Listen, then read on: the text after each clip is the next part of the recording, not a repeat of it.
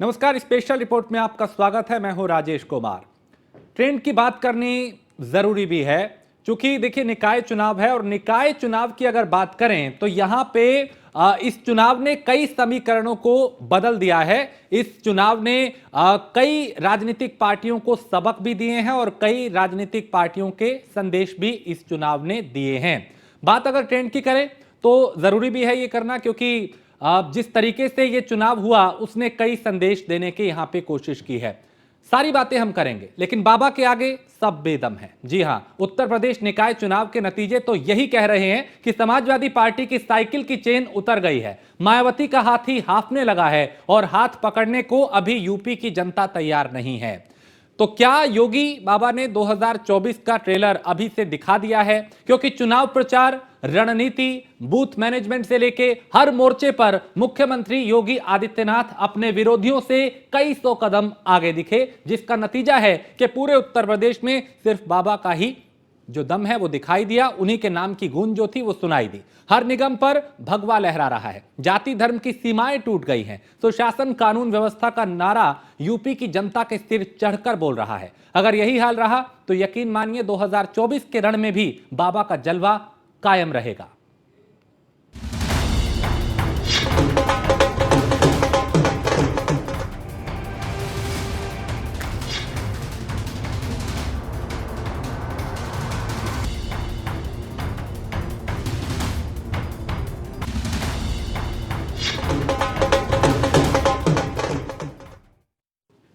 तो निकाय चुनाव के नतीजों के बाद जहां भगवा खेमे में लड्डू बंट रहे हैं, वहीं समाजवादी पार्टी, बसपा, कांग्रेस तीनों के खेमे में मायूसी है।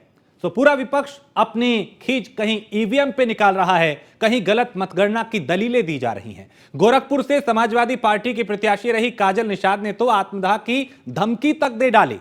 इसके बावजूद सच यह है कि बीजेपी ने नगर निगमों में जहां क्लीन स्वीप किया, वहीं कई सारे मिथक एक बार फिर तोड़ दिए। कई मंत्रियों की साख बच गई तो कई दलों की हवा निकल गई। आखिर निकाय चुनाव में ऐसा क्या हुआ जिसके आधार पर 2024 की पटकथा लिखने की तैयारी हो चुकी है? समझते हैं इस रिपोर्ट के जरिए।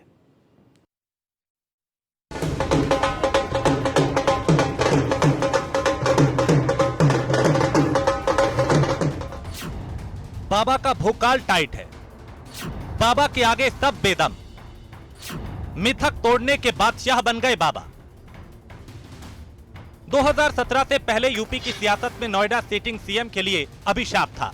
जो भी आया उसकी कुर्सी चली गई। लेकिन योगी ने इस मिथक को तोड़ा और 2017 से अब तक नोएडा के धुआंधार दौरे किए और कुर्सी भी सलामत है। निकाय चुनाव में योगी ने ठीक ऐसा ही एक मिथक तोड़ा है। यह मिथक है मेरठ से जुड़ा हुआ। मान्यता थी कि मेरठ का चुनाव सत्ताधारी पार्टी कभी नहीं जीत पाती, लेकिन इस बार यह मिथक भी टूट गया। इस बार मेरठ में कमल खिल गया है, वो भी जबरदस्त तरीके से। मेरठ को 1994 में नगर निगम का दर्जा मिला। यहां पहला चुनाव 1995 में हुआ जब मुलायम सिंह सीएम थे। चुनाव में जीत मिली बीएसपी के अयूब अंसारी को। अगला चुनाव हुआ तो सीएम थे बीजेपी के राजनाथ सिंह, लेकिन मेयर बने बीएसपी के हाजी अखलाक। 2007 में मायावती की सरकार थी, लेकिन मेयर पर जीती बीजेपी की मधु गुज्जर। यही हाल 2012 में हुआ जब अखिलेश यादव मुख्यमंत्री थे। उस वक्त बीजेपी के हरिकांत अहलूवालिया मेयर बन गए।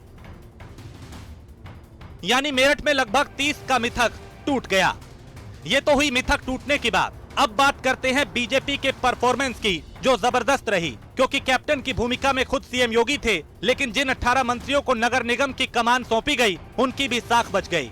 जिन मंत्रियों को प्रभार दिया गया था, उसमें गोरखपुर में सुरेश खन्ना, लखनऊ में डिप्टी सीएम ब्रिजेश पाठक, पर्यटन मंत्री जयवीर सिंह को वाराणसी और बरेली, अलीगढ़ में मंत्री लक्ष्मी नारायण तो अयोध्या में सूर्य प्रताप शाही, झांसी में बेबी रानी तो कानपुर में नंदी, मेरठ से धर्मपाल सिंह और सहारनपुर से योगेंद्र उपाध्याय, आगरा में अरविंद शर्मा, प्रयागराज में स्वतंत्र देव सिंह और डिप्टी सीएम केशव प्रसाद मौर्य।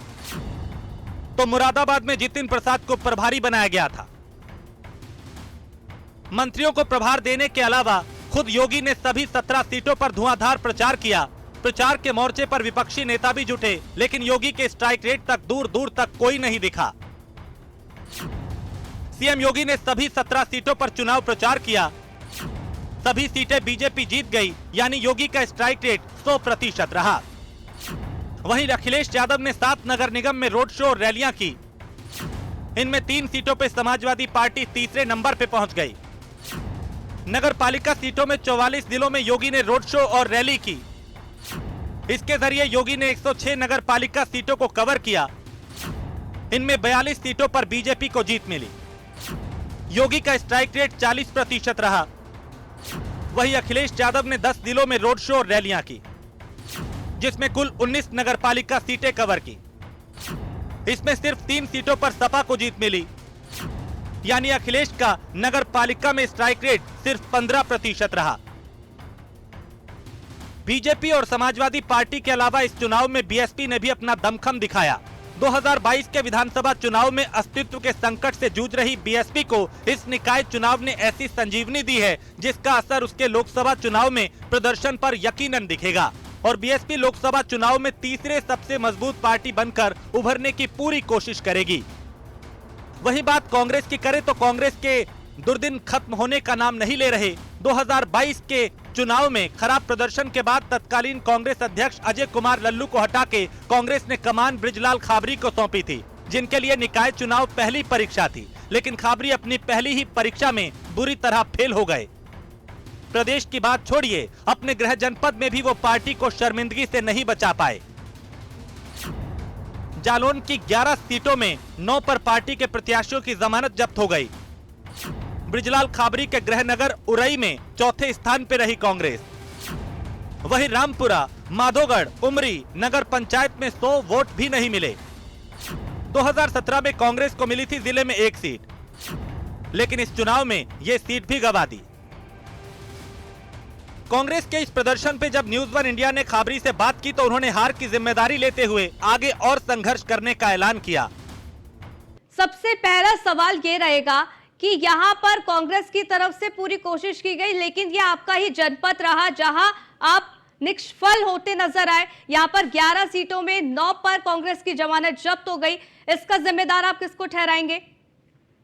इसको जिम्मेवार किसको ठहराएंगे? हम खुद जिम्मेवार होंगे, और कौन होगा?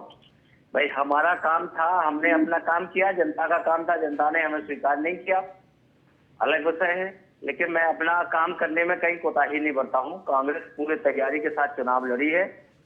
रहा सवाल मतदाता का, मतदाता अपना निर्णय जो दिया है उसका मैं स्वागत करता हूँ। यानी कुल मिला के निकाय चुनाव, जिसे लोकसभा का सेमीफाइनल माना जा रहा था, अगर इस लिहाज से देखें तो सबसे ज्यादा फायदे में बीजेपी है। आम आदमी पार्टी और ओवैसी की पार्टी उभार पर है, बीएसपी सुधार की ओर है, तो समाजवादी पार्टी की जमीन दरकती नजर आ रही है। हैरानी की बात यह है कि देश की सबसे पुरानी पार्टी कांग्रेस कहीं सीन में ही नहीं है। समझना मुश्किल नहीं है कि अगर लोकसभा चुनाव में भी यही ट्रेंड चला तो यूपी का किला कौन भेदेगा, इस पर ज्यादा दिमाग लगाने की जरूरत नहीं है। Bureau report, news 1 India.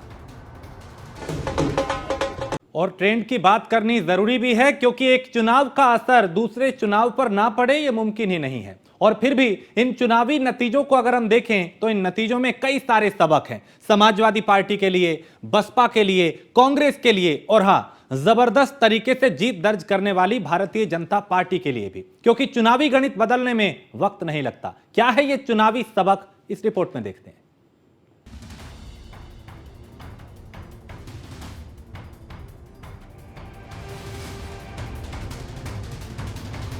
UP के निकाय चुनाव के नतीजों से जनता ने जहां सियासी दलों को चौंकाया है, वहीं कई बड़े और अहम संदेश भी दिए हैं। जाहिर है जनता सब जानती है, उसके मन में जो होता है ईवीएम का बटन दबाती है और नतीजे जब आते हैं तो लोकतंत्र का एक बड़ा दस्तावेज सामने नजर आता है। निकाय चुनाव के लिए 4 मई और 11 मई को हुए मतदान के बाद जब शनिवार को ईवीएम की पेटी खुली तो नतीजों से जनता ने रफ्ता रफ्ता सब कुछ क्लियर कर दिया। वहीं 24 के लिए भी एक सियासी पटकथा भी तैयार कर दी। फिलहाल निकाय चुनाव के 11 सबक से आपको रूबरू कराते हैं। आखिर क्या क्या संदेश इस चुनाव से मिल रहा है। निकाय चुनाव के 11 सबक। पहला सबक, मायावती अभी सियासत से चूकी नहीं है। बिना मैदान में उतरे और प्रचार किए कई जगहों पर बीजेपी को कड़ी टक्कर दी। दूसरा सबक, मुसलमान वोटरों का रुझान सपा की ओर कम हो रहा है। मुसलमान वोटर बीएसपी और ओवैसी की ओर मुड़ रहे हैं। मेरठ में ओवैसी की पार्टी के उम्मीदवार को मिले वोटों की संख्या इसका प्रमाण है। तीसरा सबक, यूपी की सियासत के नए प्लेयर बनकर उभर रहे हैं ओवैसी और आम आदमी पार्टी। आम आदमी पार्टी के करीब कई समर्थित चेयरमैन जीत चुके हैं। चौथा सबक, अतीक और अशरफ की हत्या के बाद मुसलमान बीजेपी से ही नहीं बल्कि समाजवादी पार्टी से भी नाराज हैं, क्योंकि अधिकांश का मानना है कि योगी को उकसाने का काम अखिलेश यादव ने किया था। पांचवा सबक, ओवैसी की पार्टी को कई जगहों पर कांग्रेस से भी ज्यादा वोट मिले हैं। इसका मतलब ध्रुवीकरण की दशा में मुस्लिम वोट अब सपा कांग्रेस में न जाकर ओवैसी और मायावती की ओर शिफ्ट हो रहे हैं। छठा सबक, कांग्रेस ने कर्नाटक में भले ही ऐतिहासिक जीत दर्ज की हो, लेकिन यूपी में उसके पांव जमते नहीं दिख रहे हैं। ये और बात है कि नगर निगम की कुछ सीटों पर कांग्रेस प्रत्याशियों ने अपनी उपस्थिति दर्ज कराई है, लेकिन छोटे शहरों, खासकर नगर पालिकाओं और नगर पंचायतों में कांग्रेस की हालत पहले से भी ज्यादा खराब हुई है। सातवां सबक, ये अलग बात है कि ये चुनाव सिर्फ शहरी क्षेत्रों का चुनाव रहा, लेकिन इस बार सभी निकायों का सीमा विस्तार हुआ है और हजारों की संख्या में ग्रामीण क्षेत्र शहरी क्षेत्रों में शामिल हुए हैं, यानी ग्रामीण मतदाताओं का मूड भी इससे समझा जा सकता है। आठवां सबक, 2024 के लिए सभी दलों के लिए खतरे की घंटी बज गई है। सपा के लिए तो सबसे ज्यादा, क्योंकि उसका कोर वोट बैंक उससे दूर होता दिख रहा है। नवां सबक, खतरे की घंटी बीजेपी के लिए भी है, क्योंकि आम आदमी पार्टी का विस्तार बीजेपी के ही वोट बैंक में सेंधमारी करेगा, न कि किसी और दल में। 10वां सबक, 2024 में आम आदमी पार्टी की ताकत बढ़ी तो बीजेपी को ही नुकसान होगा, क्योंकि जहां जहां आम आदमी पार्टी का विस्तार हुआ है वहां वो बीजेपी के ही मुख्य मुकाबले में खड़ी हुई है, न कि कांग्रेस या दूसरे दलों के। 11वां सबक, सपा में स्वामी प्रसाद मौर्य के मानस पर दिए बयान के बाद ओबीसी वोट तेजी से बीजेपी की ओर शिफ्ट हुआ है। तो कुल मिलाकर निकाय का चुनाव एक सेमीफाइनल की तरह था और अब सभी सियासी दल 24 का जो फाइनल है उसकी तैयारी में जुट जाएंगे। निकाय से उनकी काफी जच गई, उसमें प्लस माइनस करके उनको रणनीति बनाने में आसानी होगी। लेकिन एक बात तो तय है कि बसपा जो विधानसभा चुनाव में महज एक सीट पर सिमट गई थी और बसपा को रेस से बाहर माना जाने लगा था, अब वो स्थिति बदली है। वहीं सपा को सूझ नहीं रहा है कि अचानक उसका वोट बैंक किस तरह कहां शिफ्ट हो रहा है और वो 22 की तरह भी प्रदर्शन नहीं कर पाई। फिलहाल बीजेपी के लिए सब कुछ बल्ले बल्ले है, लेकिन 24 के रास्ते पर थोड़ा संभल कर आगे बढ़ने का भी जनता ने संदेश दिया है। जो भी हो, जनता ने अपना फैसला सुना दिया। अब सियासी दल के पास गुणा भाग नफा नुकसान निकालने की बारी है। Bureau report, news 1 India.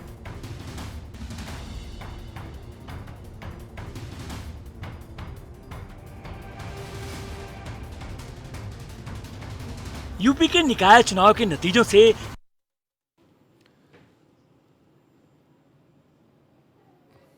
तो निकाय चुनाव ने उत्तर प्रदेश की सियासत की दशा तो बदली ही है, लोकसभा चुनाव के लिए दिशा भी तय कर दी है, क्योंकि इन चुनावों में विपक्ष का सबसे बड़ा हथियार रहे मुस्लिम मतदाताओं ने यह साफ कर दिया है कि अब उन्हें भरमा के उनसे वोट लेना आसान नहीं है। सवाल उठता है कि क्या वोट बैंक के संकीर्ण दायरे से बाहर निकलने के लिए यूपी का मुसलमान तैयार हो चुका है? देखिए हमारी खास पड़ताल।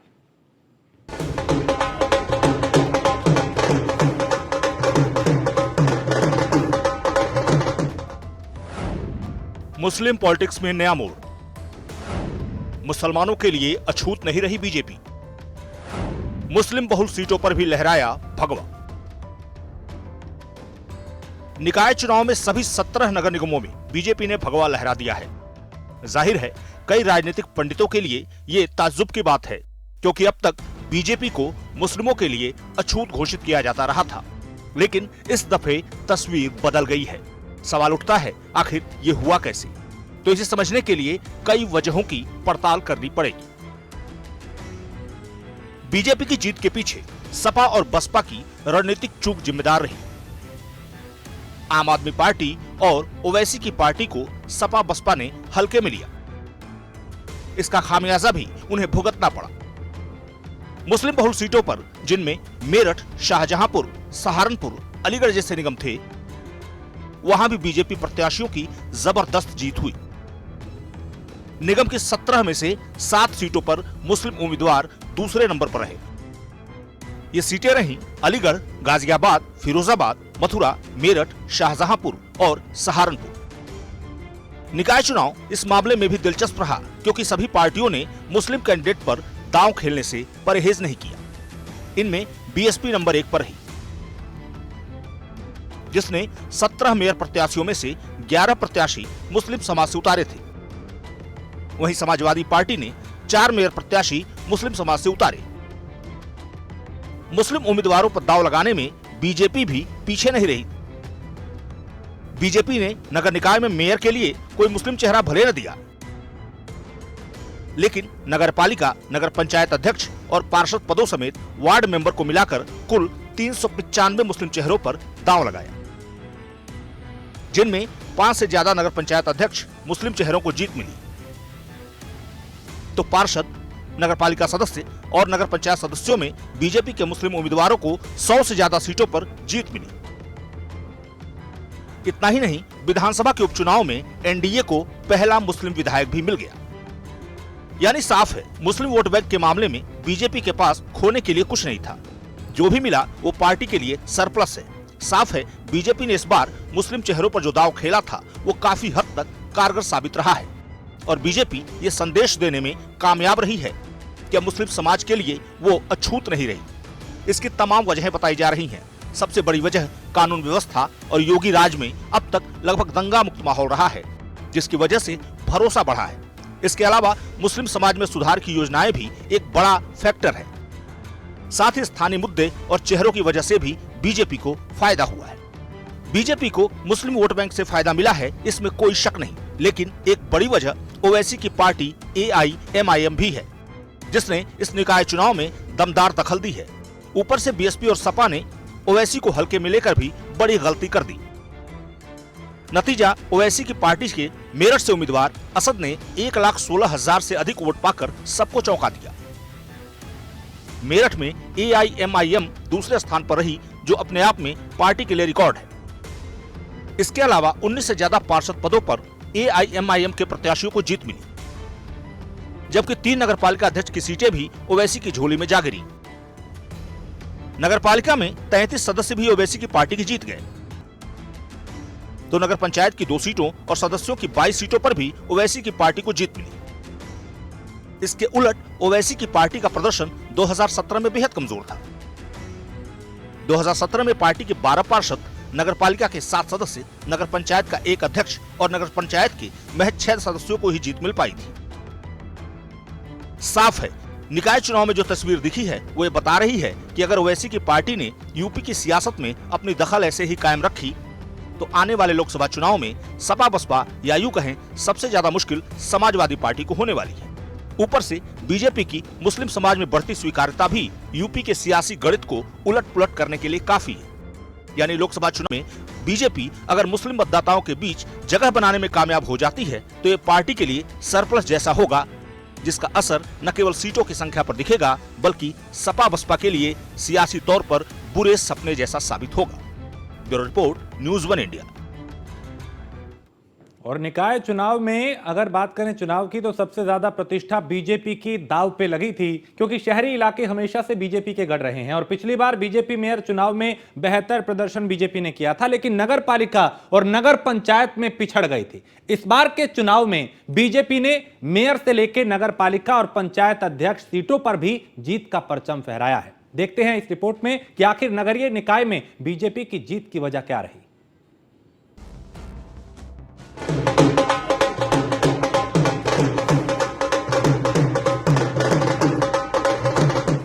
ये है जीत का जश्न। जी हाँ, निकाय चुनाव में बीजेपी की बल्ले बल्ले के पीछे अहम भूमिका सवर्ण मतदाताओं की रही है। जाहिर है, शहरी क्षेत्र में ब्राह्मण, वैश्य, कायस्थ, पंजाबी मतदाता निर्णायक भूमिका में है, जिसके चलते बीजेपी का सवर्णों को मैदान में उतारने का दांव पूरी तरह सफल रहा।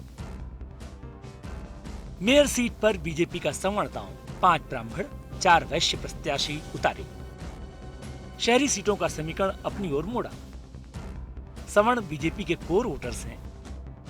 शहरों में बीजेपी का प्रदर्शन शानदार रहा। गौरतलब है कि बीजेपी 2017 से पहले जब सत्ता से बाहर थी तब भी निकाय चुनाव में शानदार प्रदर्शन करती रही है। बीजेपी का राजनीतिक जनाधार शहरी इलाकों में हमेशा से रहा है, जिसके दम पर बीजेपी निकाय चुनाव में जीत दर्ज करती रही है। मौजूदा समय में बीजेपी सत्ता में रही है, जिसका सियासी फायदा भी उसे मिला है। पिछली बार 16 मेयर में 14 मेयर जीते थे और इस बार तो क्लीन स्वीप हो गया। निगम में क्लीन स्वीप की वजह बीजेपी का कैंडिडेट का चयन बेहतर रहा। निकाय चुनाव की तैयारी विधानसभा चुनाव नतीजे आने के बाद से ही शुरू कर दी थी। बीजेपी ने अपने मंत्री और विधायक के परिवार के सदस्यों को टिकट नहीं दिया। पार्टी के कार्यकर्ताओं को चुनावी मैदान में तरजीह दी। नगर निगम और नगर पालिका के जिन सीटों पर असंतोष था उसका टिकट काटा। मौजूदा मेयर की जगह नए और युवा चेहरों को मौका दिया। सत्ता विरोधी लहर से निपटने की रणनीति काम आई। योगी टीम का उतरना सफल रहा। पसमानदा दांव भी आया काम। बीजेपी ने नगर निकाय चुनाव में पहली बार 350 मुस्लिम उम्मीदवार मैदान में उतारे। 350 मुस्लिम उम्मीदवारों में 90% पसमानदा मुस्लिम थे। नगर निगम में पार्षद उम्मीदवार, नगर पालिका की 6 अध्यक्ष और सभासद सीटों पर मुस्लिम कैंडिडेट दिए। नगर पंचायत में अध्यक्ष पद की 38 सीट पर मुस्लिम उम्मीदवार उतारे। पश्चिम यूपी की 18 नगर पंचायत अध्यक्ष के लिए मुस्लिम प्रत्याशी मैदान में थे। ब्रज क्षेत्र से 8, अवध क्षेत्र से 6, गोरखपुर क्षेत्र से 2 मुस्लिम चेहरों को प्रत्याशी बनाया। आधी आबादी पर बीजेपी का फोकस भी काम आया। निकाय चुनाव में 37% सीट महिलाओं के लिए आरक्षित थी। पार्टी ने महिला मोर्चा को काफी पहले से ही जमीन पर उतार दिया था। बीजेपी ने महिलाओं के लिए सहभोज का आयोजन किया। सहभोज में मुस्लिम और दलित महिलाओं को खास तौर पर बुलाया गया। बीजेपी की जीत में महिला मतदाताओं का अहम रोल रहा। बसपा के मुस्लिम नेताओं की वजह से सहारनपुर, मेरठ, अलीगढ़, मुरादाबाद, बरेली, लखनऊ, शाहजहांपुर सीट पर फायदा बीजेपी को मिला। सपा ने फिर वही दोहराई गलती जो 2022 में की थी, जिसका सीधा फायदा बीजेपी को मिला। शाहजहांपुर में सपा ने जिसे टिकट दिया वो बीजेपी में शामिल हो गई। कांग्रेस के दिग्गज नेता भी चुनाव प्रचार से दूर रहे, जिससे पार्टी का कोर वोट बैंक बीजेपी में शिफ्ट हो गया।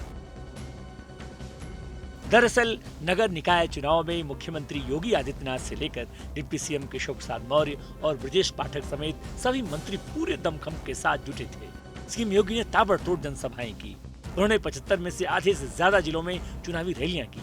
इसके अलावा दोनों डिप्टी सीएम, सभी मंत्री, विधायक, सांसद भी चुनावी रण में जुटे रहे। बीजेपी ने विधानसभा और लोकसभा की तरह निकाय चुनाव लड़ा, जिसका उसे सियासी फायदा मिला। भारतीय जनता पार्टी के कार्यकर्ताओं की मेहनत, सरकार और संगठन के बेहतर समन्वय, आदरणीय प्रधानमंत्री जी के सुयोग्य और यशस्वी नेतृत्व और उनके मार्गदर्शन में उत्तर प्रदेश नगर निकाय के चुनाव में भारतीय जनता पार्टी ने अब तक की सबसे बड़ी विजय प्राप्त की है। 17 नगर निगमों में पहली बार भारतीय जनता पार्टी सभी नगर निगमों में एक साथ पूर्ण बहुमत के साथ विजय प्राप्त करने में सफल हुई है। इसके साथ ही जो 17 नगर निगम हैं, इनमें से 3 नगर निगम नए गठित हुए थे, जिनमें अयोध्या, मथुरा, वृंदावन और शाहजहांपुर। मथुरा, वृंदावन और अयोध्या में विगत वर्ष चुनाव संपन्न हुए थे और शाहजहांपुर में पहली बार चुनाव हुआ है। 17 के 17 नगर निगमों में, जिनमें से हर एक नगर निगम 5 लाख से लेकर के 50 लाख मतदाताओं या आबादी के बीच का होता है, और इतनी बड़ी आबादी की जनता को प्रदेश के अंदर बुनियादी सुविधाएं उपलब्ध कराने, उनके समग्र विकास और उन्हें स्मार्ट सिटी के रूप में विकसित करने के आदरणीय प्रधानमंत्री जी के विजन को डबल इंजन सरकार ने जिस प्रभावी तरीके से आगे बढ़ाया है, आज ये जनादेश सबके सामने है। वहीं बीजेपी से उलट अखिलेश यादव ने कुछ सीटों पर ही जाकर प्रचार किए, जबकि मायावती और प्रियंका गांधी नजर ही नहीं आई। मायावती और अखिलेश को यूपी से ज्यादा कर्नाटक यात्रा मुफीद लगी, जिसका नुकसान भी उनको उठाना पड़ा। फिलहाल नतीजे आ गए। सियासी दल अब इसे अपने अपने चश्मे से आकलन करेंगे कि कैसे 24 की डगर के लिए क्या रणनीति बनाई जाए। Bureau report, news 1 India. तो इस चुनाव ने कई संदेश दिए, कई सबक भी राजनीतिक पार्टियों को दिए और कई धारणाएं भी इस चुनाव ने और कई मिथक भी इस निकाय चुनाव ने तोड़े हैं। जाहिर है इसका असर आने वाले लोकसभा चुनाव पर भी देखा जा सकता है। स्पेशल रिपोर्ट में इतना ही। देश प्रदेश की बाकी खबरों के लिए आप देखते रहिए न्यूज़ 1 इंडिया।